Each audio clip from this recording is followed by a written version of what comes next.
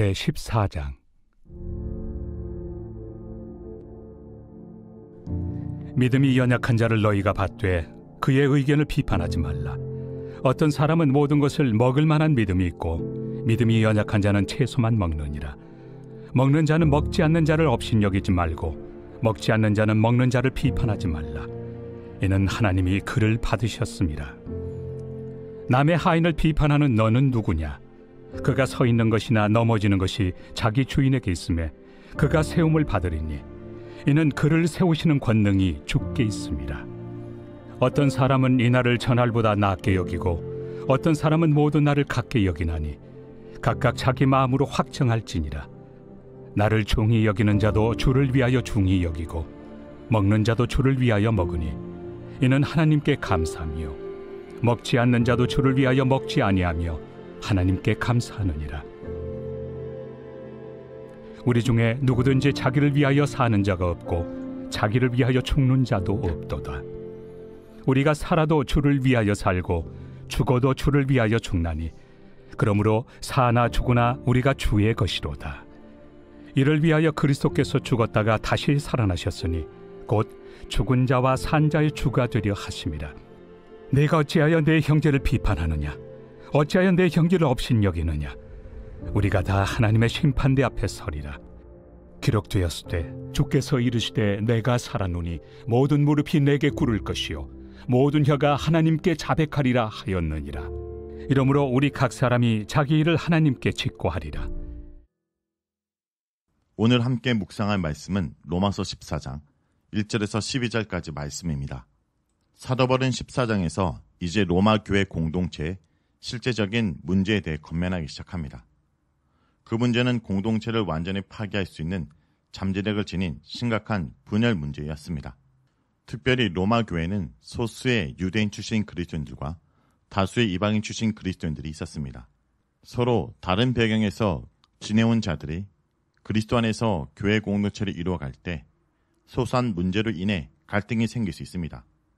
특별히 로마 교회 안에는 시장에서 파는 고기는 우상의 제물로 쓰인 부정한 것이므로 먹어서는 안 된다는 사람들과 모든 것은 하나님이 주신 것으로 먹어도 된다는 사람들이 서로 충돌했습니다.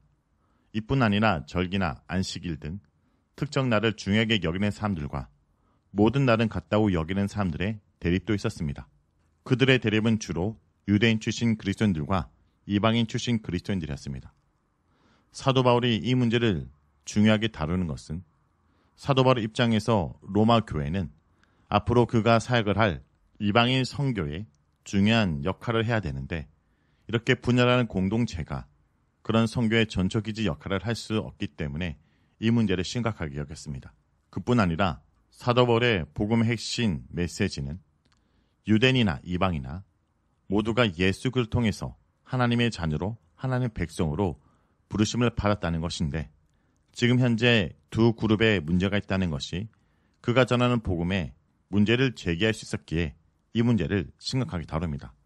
그러나 무엇보다 로마서는 이러한 교회 문제를 앞에서부터 다루기보다 서신의 마지막에 두고 앞에는 복음에 대한 충분한 설명을 하므로 자연스럽게 그들이 복음을 듣고 이해한다면 이 문제의 합의점을 찾을 수 있을 것이라고 생각했던 것입니다. 그래서 로마서 1장부터 지금까지 복음을 충분히 제시하는 사도 바울은 이 문제에 대해서 복음을 통해서 해결책을 제시하고 있습니다. 오늘 본문의 사도 바울의 권면을 정리하면 세 가지로 볼 수 있습니다. 첫째는 함부로 형제를 비판하지 말라라는 겁니다. 믿음이 연약한 지체를 함부로 비판하지 않는 것이 지금까지 사도 바울이 강조했던 사랑의 실천인 것입니다. 하나님이 받은 사람을 내가 배제하는 것은 사랑이 아닙니다. 그가 서고 넘어지는 것의 주권은 주니신 하나님께 있으니 우리가 함부로 비판하는 것은 월권행위입니다. 그것은 도리어 우리가 하나님 앞에 심판을 받을 만한 일이 될 것입니다. 두 번째, 사도 바울의 권면은 서로 받으라라는 것입니다. 이것은 다른 사람의 생각을 수용하라는 뜻입니다. 복음은 하나님께서 우리를 받으신 사건입니다. 하나님께서 그럴 의무도 없었고 그럴 자격이 우리에게 있지도 않았지만 우리를 받아주신 것입니다. 그 복음에 합당한 삶은 우리도 지체를 있는 그대로 받아주는 것입니다. 어떤 한 형제가 그리스도인이 되었을 때 그의 과거에 살아왔던 삶의 방식과 문화적 배경이 있을 것입니다. 특별히 그 과거의 모습이 복음의 본질에 배치되지 않는다면 그것을 너무 문제 삼지 말아야 합니다. 본문은 특별히 믿음이 약한 자와 강한 자를 구분해서 얘기를 합니다. 여기서 믿음이 약한 자들은 우상에게 바친 고기를 먹지 않아야 한다는 자들이고, 강한 자들은 그리스도 안에서 이제는 상관없다고 여기는 자들임을 볼 수 있습니다. 안식이나 절기를 고수하는 자가 약한 자이고, 그리스도 안에서 다 완성되었다고 여기는 자가 강한 자로 표현합니다. 이것은 신앙의 우위를 말하는 것은 아닙니다. 신앙 공동체 안에 어떠한 사항에 대해서 넘어지는 자가 있고, 그것이 개의치 않은 자가 있다면 넘어질 수 있는 연약한 자들을 배려하고 그들의 생각에 대해서 귀를 기울여야 된다라는 것입니다. 무엇보다 그들의 행동이 주를 위하여 행한 일들이란 것을 서로가 인정해줘야 됩니다. 모든 음식이 주님께 속한 것이므로 감사함으로 먹으면 됩니다. 마찬가지로 연약한 자가 주님을 위해서 몸을 더럽히지 않으려고 먹지 않는 것도 인정해줘야 합니다. 나를 지키는 문제도 마찬가지입니다. 무엇이든지 주를 위해 행하는 자는 주님을 기쁘시게 할 것이므로 지금 하고자 하는 그 일에 동기를 점검하고 서로 이해하는 과정이 필요한 것입니다. 세 번째, 사도 바울의 마지막 권면은 하나님 앞에서 살라라는 겁니다. 형제를 비판하기 전에 우리가 언젠가는 하나님 앞에서 우리가 행한 일을 다 자백하게 될 것임을 기억해야 합니다. 그때 우리가 이기적인 동기로 또한 제한된 지식으로 지체를 얼마나 판단하고 정죄했는지 우리에게 부끄러움이 돌아올 것입니다. 그러므로 그때 하나님 앞에 모든 것이 드러날 것을 기억하고 오늘을 하나님 앞에서 온전히 형제를 사랑함으로 살아내길 간절히 기도드립니다. 기도하겠습니다. 주님, 주님은 우리의 속마음과 동기를 살펴보시는 분입니다. 우리가 쉽게 누군가를 비난하고 비판함으로 나 자신을 드러내고 있진 않은지 돌아보기 원합니다.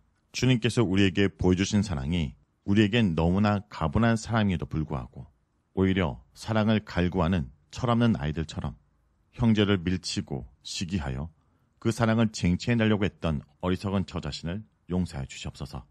주님, 오늘도 약한 자를 수용하고 그들의 약함을 비판하지 않고 품고 세워줌으로 온전한 예배를 드리는 주의 백성이 되게 하여 주시옵소서. 예수님의 이름으로 기도드립니다. 아멘.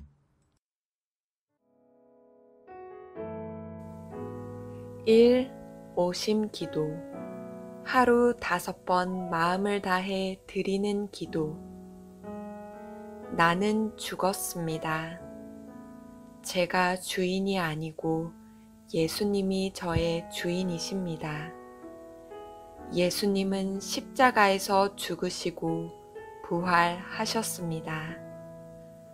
부활하신 예수님을 가슴으로 만나서 따라가며 간증합니다. 사랑하는 가족과 함께 영광스러운 승리를 노래합니다.